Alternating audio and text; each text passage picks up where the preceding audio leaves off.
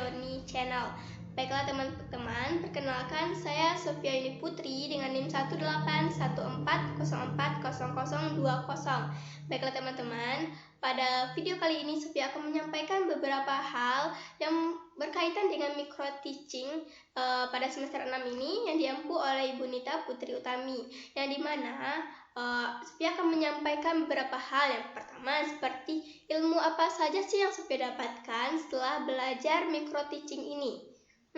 Ilmu yang kita dapatkan setelah belajar micro teaching ini tentulah sangat banyak, yang dimana pada mata kuliah ini kita diajarkan untuk berpenampilan yang baik dan sopan, bertutur kata yang baik, dan juga kita berpenampilan seperti layaknya seorang guru, karena guru adalah teladan bagi siswa kita.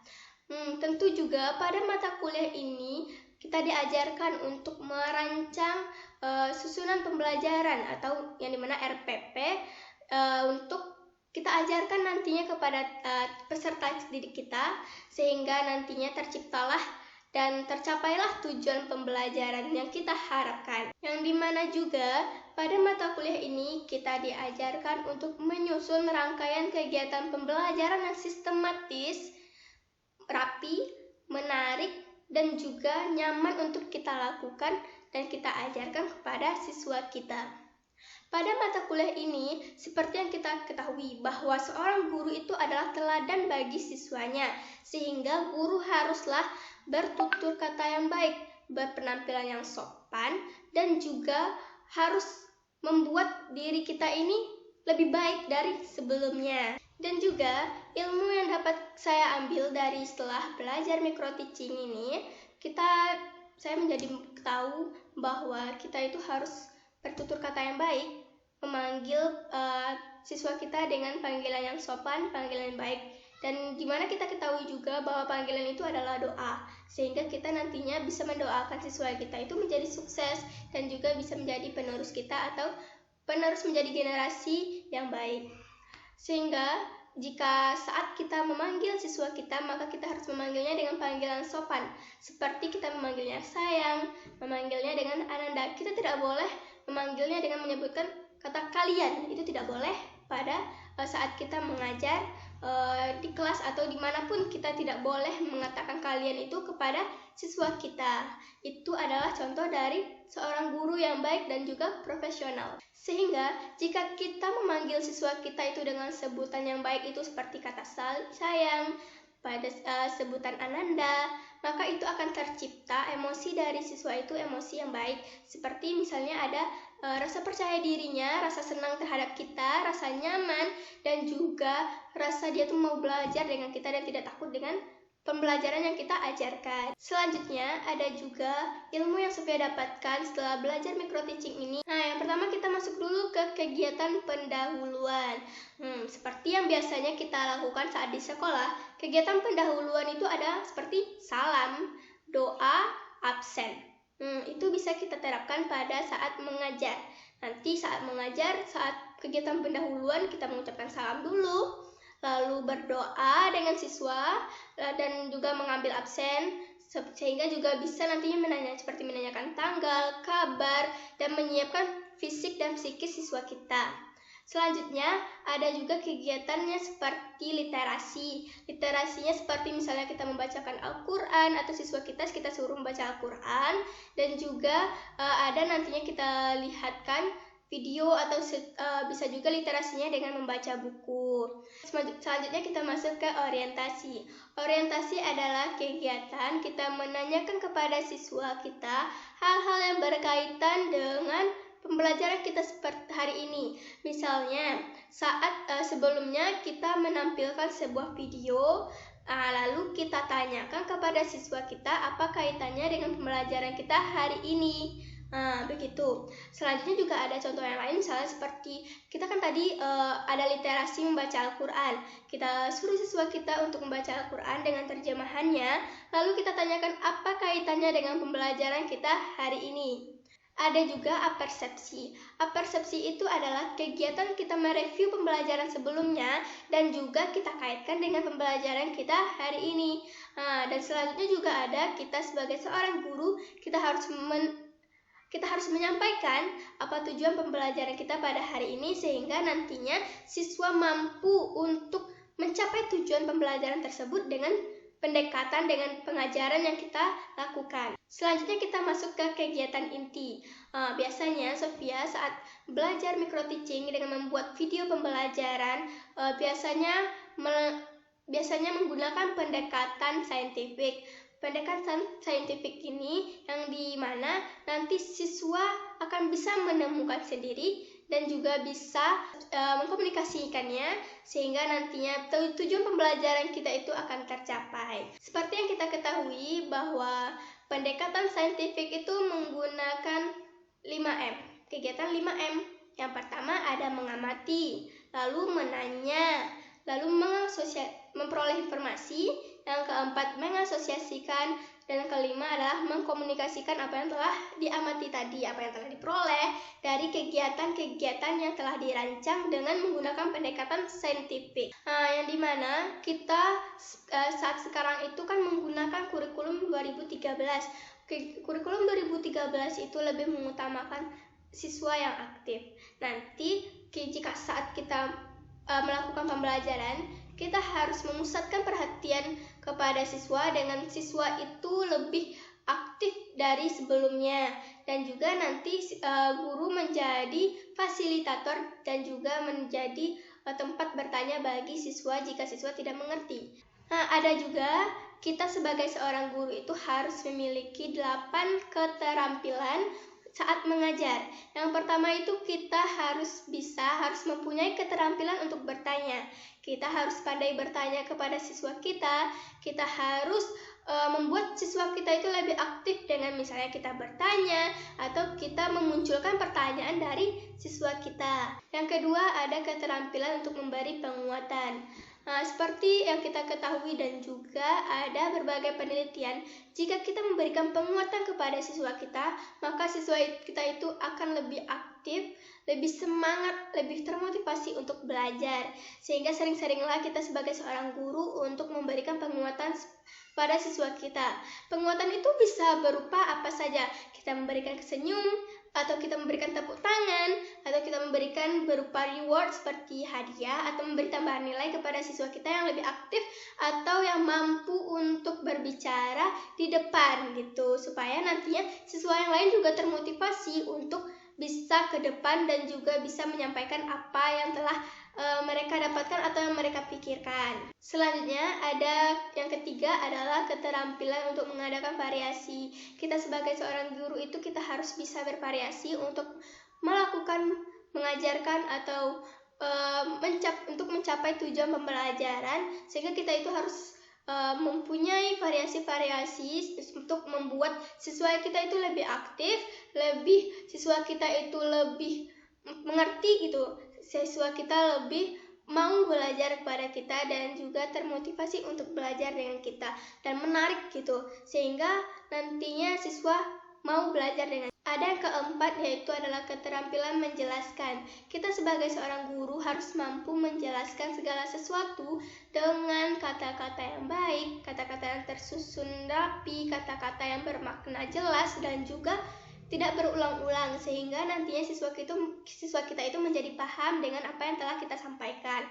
Misalnya ada siswa kita yang bertanya, apa sih itu Bu? Sehingga kita menjelaskan dengan kata-kata yang baik, jelas, rinci, pendek, dan juga nantinya padat, sehingga siswa kita itu mudah untuk mengerti dengan apa yang telah kita sampaikan. Selanjutnya, keterampilan seorang guru itu harus bisa untuk membuka dan menutup pembelajaran. Saat membuka pembelajaran, siswa menjadi lebih semangat untuk belajar dengan kita, dan saat penutupan, siswa juga lebih semangat untuk melakukan kegiatan selanjutnya, sehingga nantinya tujuan pembelajaran kita itu dapat tercapai. Maka seorang guru haruslah mempunyai keterampilan untuk membuka dan menutup pembelajaran dengan baik, dan juga siswa kita itu bisa menerapkannya ke kehidupan kita sehari-hari, dan juga siswa kita bisa meniru apa yang telah kita sampaikan itu. Selanjutnya, kita sebagai seorang guru itu harus bisa membimbing diskusi kelompok, diskusi perorangan. Misalnya saat kita memberikan sebuah tugas kepada siswa kita dengan kelompok atau pribadi juga bisa, kita harus bisa membimbing siswa kita itu dan juga membuat siswa kita itu mengerti dengan apa yang kita sampaikan, sehingga nantinya saat siswa kita berdiskusi, kita menghampirinya, kita menanyakan kepada mereka apakah mengerti, apakah ada kendala atau apakah ada hal-hal yang tidak mengerti dari apa yang telah mereka dapatkan. Seperti tadi kan mereka mengamati, mereka menanya, juga bisa menanyakan kepada kita, atau mereka itu mencari informasi dari buku-buku atau referensi-referensi yang telah mereka miliki. Selanjutnya, keterampilan seorang guru itu haruslah bisa mengelola kelas, di mana kita sebagai seorang guru itu kita harus bisa membuat suasana di kelas itu menjadi tenang, jadi tentram, sehingga nantinya tidak mengganggu proses pembelajaran yang lainnya. Dan juga kita harus menguasai kelas kita saat kita mengajar, dimana misalnya nanti jika ada siswa kita bertanya, maka kita menjelaskannya tidak hanya kepada siswa yang bertanya itu saja.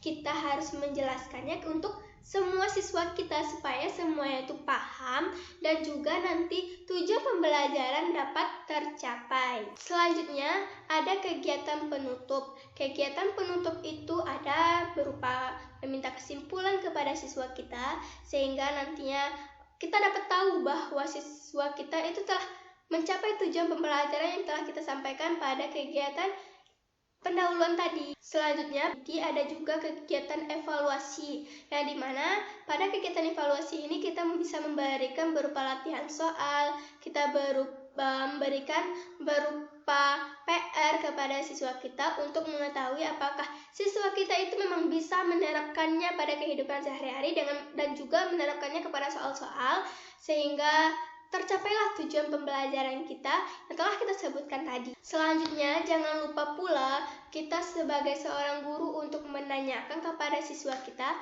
apakah siswa kita itu senang belajar dengan kita, apakah mengerti dengan pembelajaran yang telah kita sampaikan hari ini, dan juga apakah mereka itu puas dengan apa yang telah mereka dapatkan. Selanjutnya, pada kegiatan penutup itu kita akhiri dengan salam, karena tadi kan pas pembukaan kegiatan pendahulu kita ucapkan salam dan juga berdoa, maka diakhiri juga dengan doa.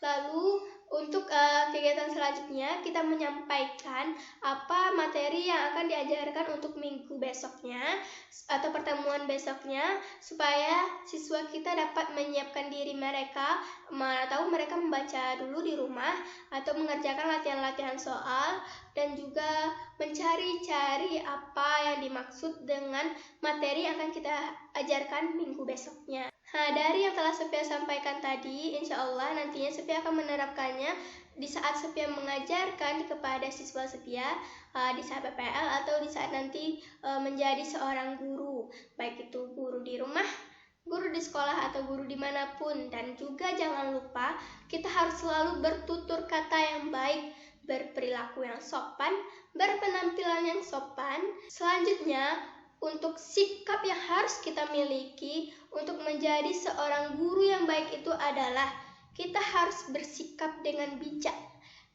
berbicara dengan sopan, berpenampilan yang baik, dan juga bertutur kata yang baik dan sopan. Karena seorang guru itu adalah teladan bagi siswanya. Nah, jangan lupa pula saat kita menjadi seorang guru itu kita harus berlaku adil kepada siswa kita. Jangan kita sampai membeda-bedakan antara siswa satu dengan siswa yang lainnya. Mungkin kita melihat dari kepintarannya, jangan sampai seperti itu, karena memang setiap siswa itu berbeda-beda. Tapi kita juga tidak boleh membeda-bedakannya. Kita harus memberikan kasih sayang yang sama kepada mereka. Bisa berupa misalnya kita memberikan materi yang sama dengan memberikan penguatan yang sama, dan jangan lupa pula kita harus memberikan penguatannya itu yang bagus supaya mereka itu termotivasi dan semangat untuk belajar dengan kita. Nah, selanjutnya kita sebagai seorang guru itu kita harus bisa sabar. Jangan lupa kita selalu bersikap sabar kepada siswa kita.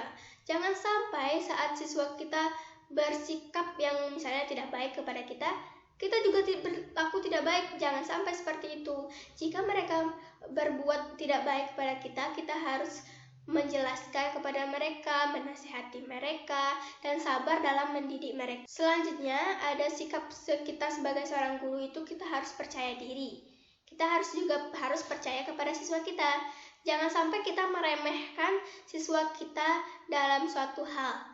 Kita tidak boleh seperti itu. Kita harus percaya, memberikan kepercayaan kepada siswa kita itu supaya nantinya tumbuhlah pada diri mereka itu sikap percaya diri, sikap yang tidak putus asa. Dan jangan lupa pula saat kita mengajar itu kita harus menguasai yang akan kita ajarkan. Jangan sampai nanti lebih tahu pula siswa daripada kita.